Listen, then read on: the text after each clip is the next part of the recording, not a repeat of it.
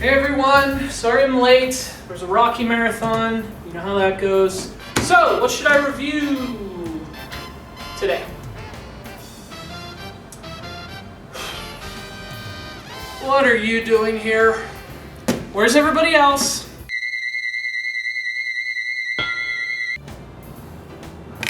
Yeah, I know. Donkey Kong Country Tropical Freeze. This is literally the only thing you ever bring up at these meetings. And I don't even know how many times you've brought it up now. What has it been? Like, I don't know, how many... What was that? 5 months? Oh, funny how you remember that, but you don't seem to remember what the judge said, because he said you're not even supposed to be here anymore. So... Oh, well, you're either really bad at bribery, or this is a threat. Boy, that's great. Hey, either way, I think the lawyers were pretty clear on this. I'm not reviewing your goddamn game until you pay for damages, and apologize to my mom, and cover all the expenses, and the freaking therapy, and you know how much therapy was involved in that entire incident? A lot, because there was a lot of it. No. No. Okay. Oh! Score. What? No! No, look, no, I know he's bigger than you, but look, I know, but I was just saying, you know, since you guys used to be close, I just thought maybe you could talk to him, that's all. No, it's just, you know, he's really getting out of hand lately. I mean, all of our beer's gone missing. I'm pretty sure he's murdered everyone in the building, you know? Hello? Hello, you there? No? No, I would not say Donkey Kong 64 is an underappreciated game that was tragically misunderstood. Who is this? Hello? Hello? Are you... What is going on? What the...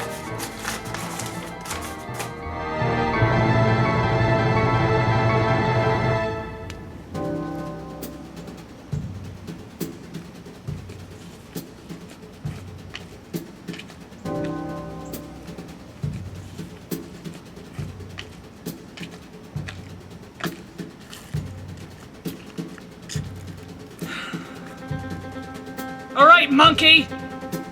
How do you want to do this?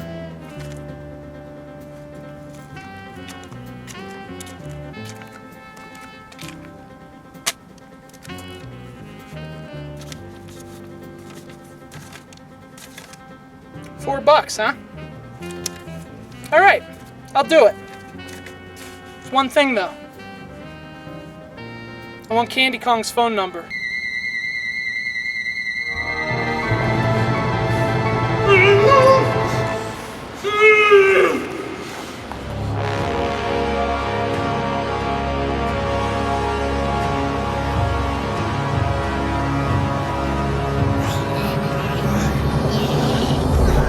Okay, so it doesn't take much to buy me off. Big deal. Everybody's got a price. Some people have discount prices. Don't be a dick about it. Doesn't always take much to get results. Actually, this is a great example of that. When you have a game as amazing as Donkey Kong Country Returns, and you want to make a sequel, well, it doesn't take much. This is like Returns. I mean, it's just more Donkey Kong. Only this time, he's cold. It's Donkey Kong Country Tropical Freeze.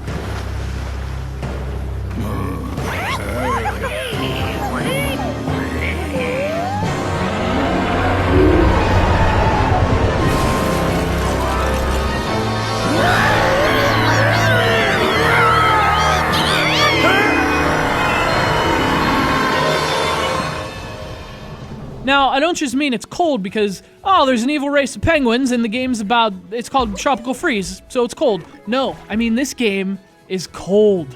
Seriously, you're gonna lose monkeys like a one-eyed zookeeper in this game. Crumbling platforms, unexpected spikes, that's just the beginning. Wait till you get to the special Kong levels.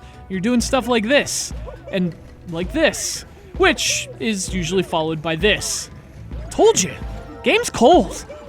Of course, game's pretty awesome too. Tropical Freeze is a masterful platformer. And what's interesting about it is that even though it doesn't stray very far from the original in terms of its gameplay, it gets creative with just about everything else, and it does it within the context of the series. So like the minecart levels, classic Donkey Kong Country, right? And Tropical Freeze has lots of them, but at the same time it also reinvents them. So for example, there's this huge sawmill where you're riding a minecart, you fall out of the minecart, and you land inside a log. Now it's a log ride all of a sudden.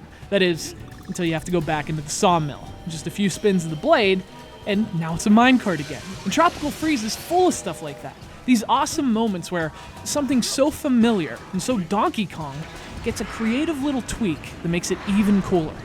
Oh, and speaking of cool, this game has penguins, and penguins like it cool. And actually, I think the penguins and the story and the entire concept just gives people the wrong impression. I mean, you hear Tropical Freeze and you think, wait, so it's all snow levels, or has Pauline been replaced with Queen Elsa? I mean, it's not at all representative of what's actually here, because what's actually here are some of the most colorful and vibrant and diverse environments I've ever had the pleasure of platforming through. There are mangroves and mountains and caverns and autumn forests. I mean, the game may be cold, the story may involve ice. This game's a lot more tropical than it is frozen.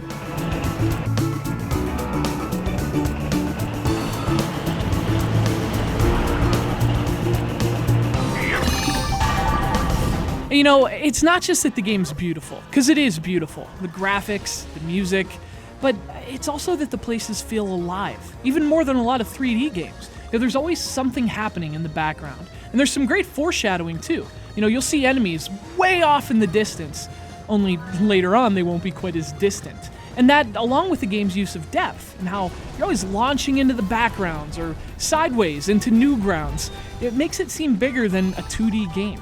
It's almost like a 3D game that happens to be a side-scroller. But actually, I think my favorite thing about Tropical Freeze is how the worlds evolve. Not the levels, the worlds. And there are 6 of them, and of course each one has its own aesthetic. But this is where it gets interesting because the aesthetic evolves. And I think the Savannah world's a great example. So in level 1, it's like this picturesque African scene. Warm sun, tall dry grasses. And from there you move on to a nearby river gorge, and everything's still upbeat. But in the 3rd level, things start to change.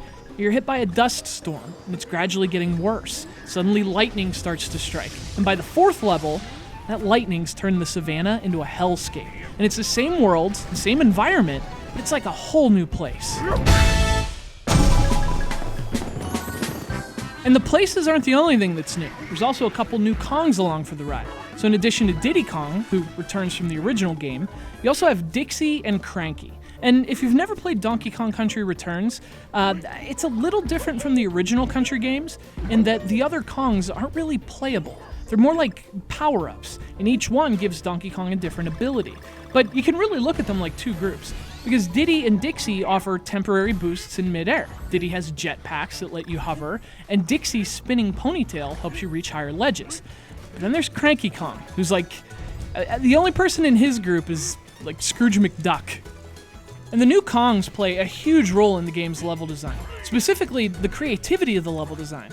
By basically adding 2 new jumping mechanics, that really opens up the design to a lot of new ideas. You're making different kinds of jumps. You might need certain characters to collect certain items. Again, it's the same core gameplay as the first game, and it's as tight and responsive as ever, but it's tweaked and added to, and more creative than ever.